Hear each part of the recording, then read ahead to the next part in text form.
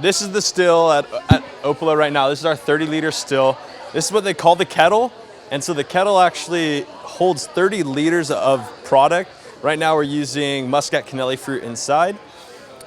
At that point, we'll load it, we'll get all 7 gallons inside of it, and we'll start warming it.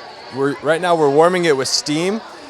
The steam's coming in around 220 degrees, and we're constantly keeping the pressure on the machine. Right now you're looking at the mash is actually being turned, and this is where we're forcing in the steam to warm up the whole entire vessel, which is then going through and taking the alcohol and making it vaporize.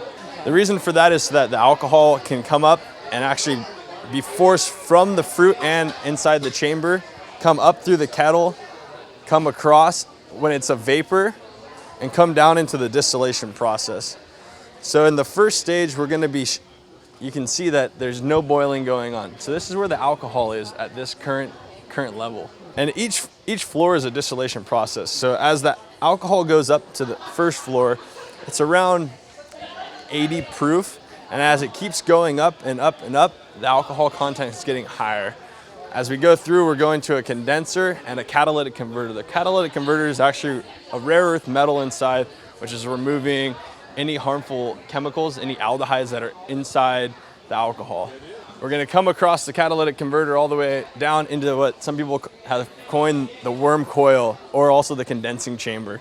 As it condenses down, we're gonna be coming back to a liquid state, and we're coming out at around 180 proof currently. And throughout the process, you're constantly tinkering with 180 proof, and you wanna make sure that you have the water warm enough or cool enough so that you can preserve the aroma and the flavor. Brandy, it means basically anything that's you use fruit from. So at this point, since we are in the wine industry, we like to use the wine grapes. We're using the skins to make grappa or brandies. We've also been talking about purchasing a little bit of fruit, maybe buying some plums and making slivovitz. Since Rick is Serbian and he enjoys slivovitz, and some of our members are also Croatian Serbs, Opolo is a family, and we always constantly evolve into a bigger family. So if slivovitz is part of the family, so we must make it here.